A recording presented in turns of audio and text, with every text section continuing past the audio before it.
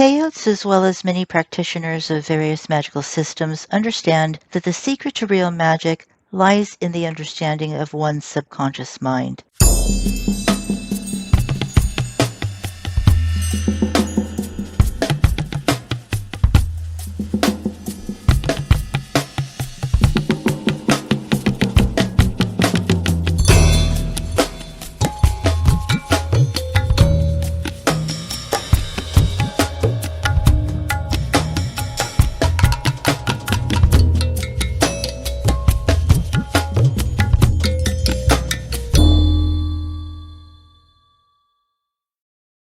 The subconscious mind is limitless, creative, knowledgeable, and definitely not to be underestimated.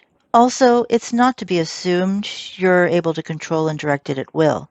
What it can be, though, is influenced. When the subconscious gets instruction, such in a magical working or ritual, it will find a way to carry it out because of what many of us believe to be the connection the subconscious has to the collective unconscious, to matter and antimatter, to the void, etc. The subconscious can draw on this power, this connection, and direct it towards some objective because your subconscious mind is in direct contact with this power at all times.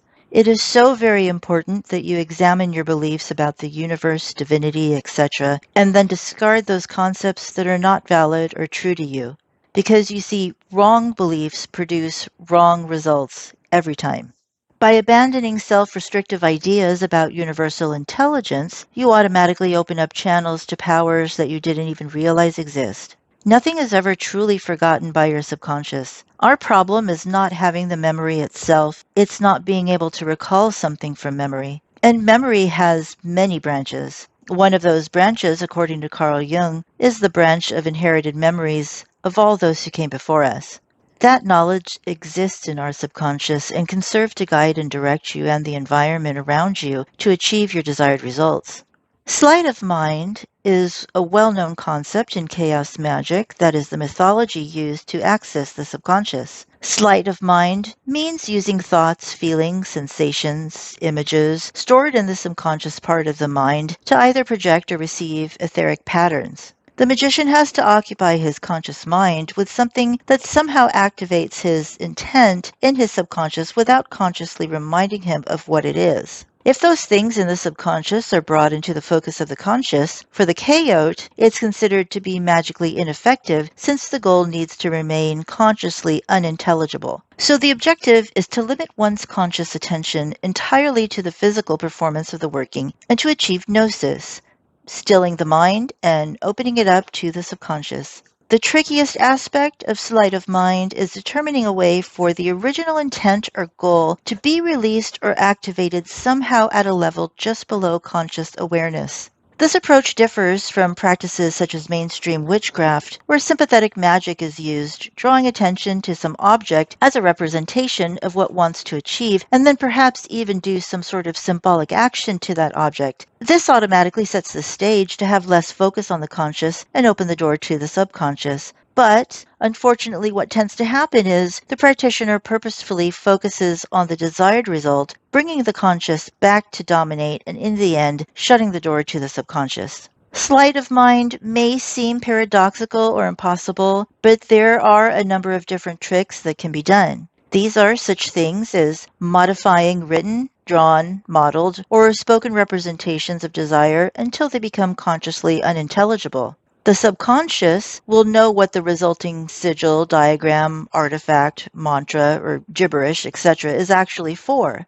One popular technique for the chaot is to create a collection of spells over a period of time with these unintelligible images or statements, and then performing the workings at a later date when the practitioner has been able to consciously forget what those all represented. Other methods, as mentioned, are the sigilization of your goal, which I'll go into much more in depth in another video. Another method is to use Iranian barbaric, which I'll get to shortly. But first, I want to talk about transmutation. The transmutation of the mind to magical consciousness is known to some as the Great Work.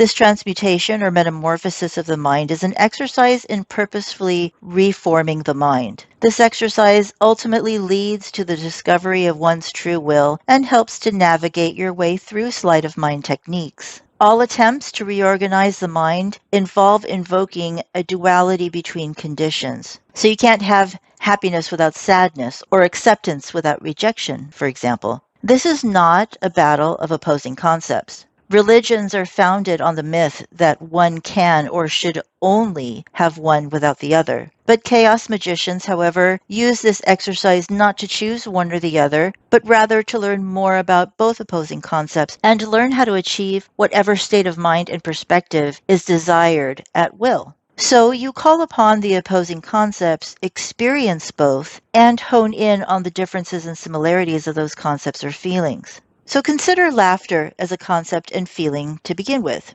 Laughter is actually a pretty complex act. It can be triggered by anything from ecstasy to grief. It actually has no true opposite. People automatically think crying is the opposite of laughing, yet we all know that we can literally laugh ourselves to tears. So laughter is an ideal concept to start when attempting this exercise. Explore the various ranges of emotions that can trigger laughter and pay attention to their subtle differences. Look at the emotion of laughter for things that amuse you.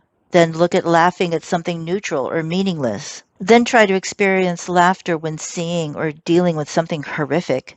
What you are ultimately trying to do is to learn how to display the emotional response wholeheartedly, yet at the same time be emotionally detached. Non-attachment or disinterest is what best describes the magical condition of acting without the lust or desire of your goal. This detachment is what a chaot employs in order to carry out magical acts. See, regardless of whether you're talking about attachment or detachment, both can be equally limiting, as now that idea or emotion has a link to something, which then pulls your consciousness back to the forefront. So let's take a look now at a method some chaots use for sleight of mind, and that's the Iranian barbaric. The word Iranian is the adjective form of Uranos, Uranos being an old form of the word Uranus. Now, for those interested in its astronomical relation, the unusual orbit of Uranus and its polar axis tilted off kilter symbolizes the antinomianism of chaots. Uranus, or Uranos, is also thought of by some as the dark side of the sun. It lies outside the 7 classical planets, so it represents something dark and devious, creeping about in the dark and outside of the norm. The word barbaric in this context refers to the incorrect use of language. It denotes words considered improper. The purposeful use of barbarous words was proposed by Aleister Crowley and a few others. It's considered one of the fundamental concepts of evocatory magic. Iranian barbaric, then, is a channeled language used to trick the subconscious. Any language that you don't fully and consciously understand can be used in chanting, which distracts the conscious mind. Just to give you an example, Enochian is probably the most popular magical barbarous language, used most often by ceremonial magicians. It's an angelic language that was channeled by Edward Kelly and written down by John Dee during the Elizabethan era. It's much more complicated than Iranian, and each letter in an Enochian word represents a whole body of forces in and of itself. Iranian barbaric was created by Peter Carroll sometime in the late 80s, early 90s, originally for the IoT, which stands for Illuminates of Thanateros, an international Chaos Magic group that began in 1978 and formally organized in 1987. In later years, it was leaked out of the IoT Pact by a former member of the UK section. So technically, it wasn't meant for public use, but from the time it was leaked until now, it's become a mainstay for a number of chaots. This language is really more gibberish than it's an actual language. It's used by the chaos magical community in workings in place of regular words in order to distract the conscious mind.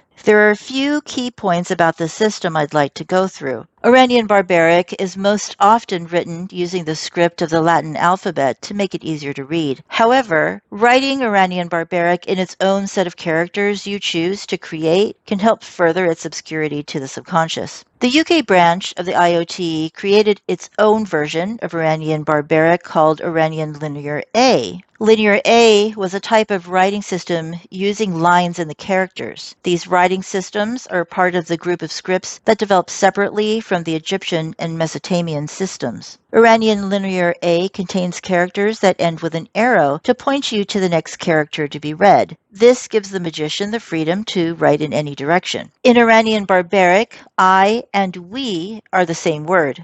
This is due to the multiple nature of the self. Every person is a collection of personas. All verbs in Iranian Barbaric are in the form to do. Iranian has no verb to be based on the concept of no being. There is no being, all is doing. There is no right or wrong way to pronounce Iranian Barbaric words. It really comes down to personal preference. For obvious reasons, Chaots will tend to use the same type of pronunciations of their own native language, but again, that's a personal choice. As mentioned earlier, Chaots can create their own Iranian Barbaric words. The key, though, is to create it through channeling. There's a basic rite that was created for channeling Iranian Barbaric words through glossolalia, or speaking in tongues, and it goes something like this. Decide what word you want to add to the Iranian Barbaric language. Then take a bag of Scrabble tiles and draw between 4 to 10 tiles and use these as a seed word, or a basic simple word to start with. Invoke glossolalia, or speaking in tongues, through whatever God form you choose, and let the seed word change and morph until you say and hear something you think is the one to use, and write it down, including any added vowels that came about through glossolalia. As you create more words, you should add them to your own personal dictionary. You can choose to keep these to yourself, or you can share them with others. There's no expectation one way or the other. So, to summarize, the subconscious is a crucial component with Chaos Magic approaches. Using sleight of mind techniques such as sigils, diagrams, mantras, or even gibberish, such as Iranian Barbaric, are easy tricks you can use to bypass the conscious and let your subconscious do what it's meant to do.